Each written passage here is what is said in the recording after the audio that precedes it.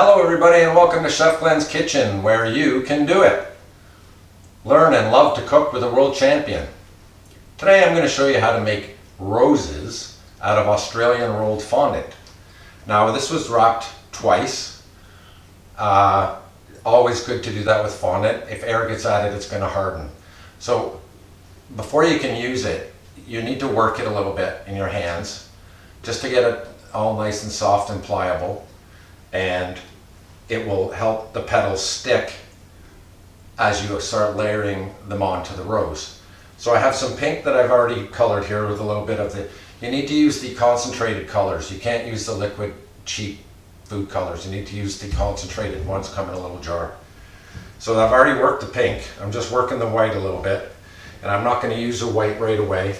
So I need to wrap it right back up so no air can get at it. And what we're going to do now is we're going to take some plastic wrap, doesn't matter what brand you use,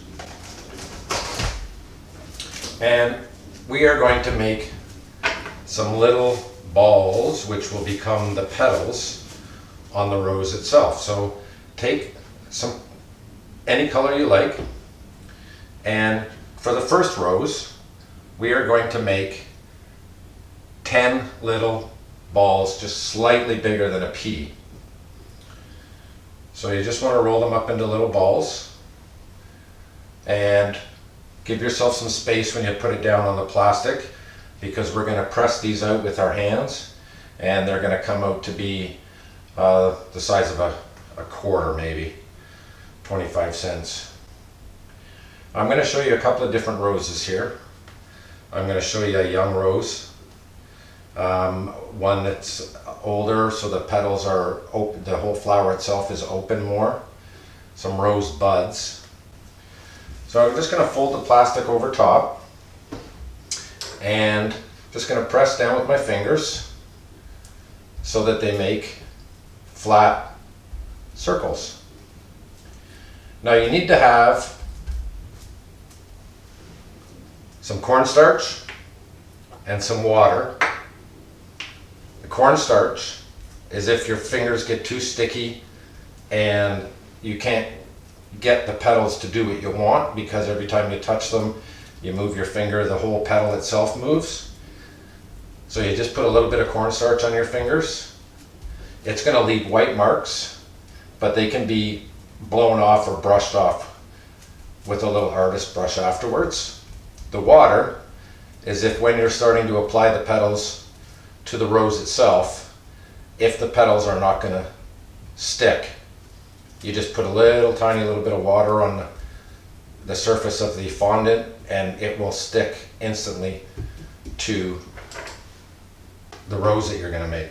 So now that I have my flattened petals, I want to make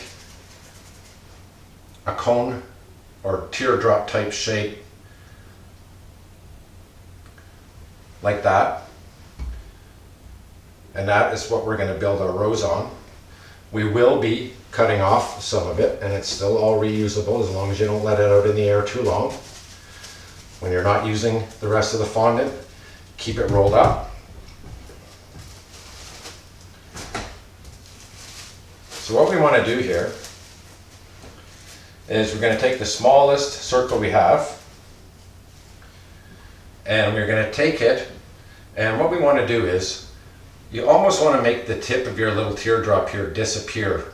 You can let it be seen just a tiny little bit, but we're going to take our petal and apply it like that, and then we're going to wrap that around so that it is like 95% closed, and that forms the bud of your rose.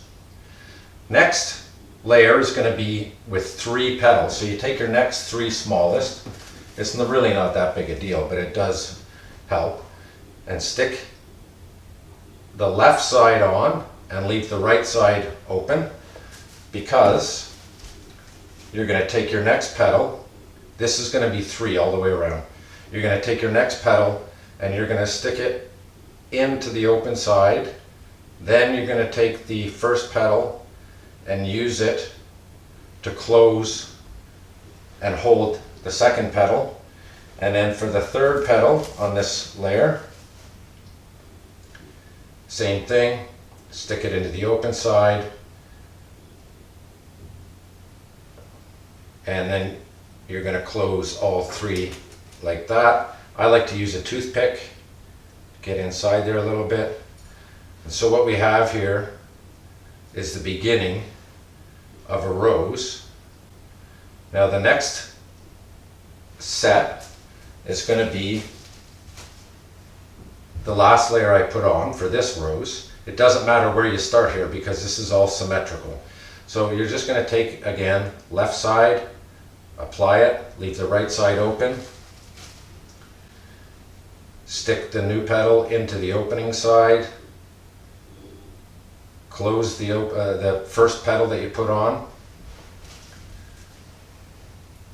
same thing, apply it onto the open side, and I'm just going to keep going around and around here until my little circles are all used up.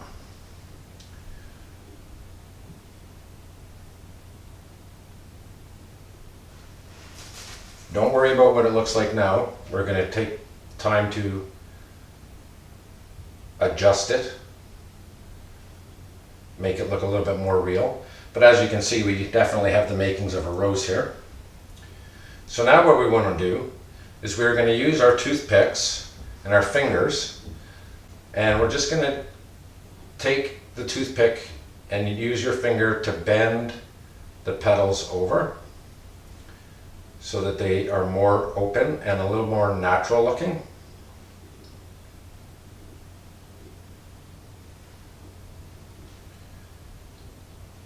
And once you've done this, you can leave it be. If you're not happy with it, you can just roll the ball back up into a little ball and start all over again. So I'm going to show different styles of finishing here. So we're going to take this guy and we're going to leave it as it is. You need a paring knife, and what you're going to do is right at the bottom where all the petals meet, you're just going to start pinching it and forcing the flower part itself away from the teardrop itself.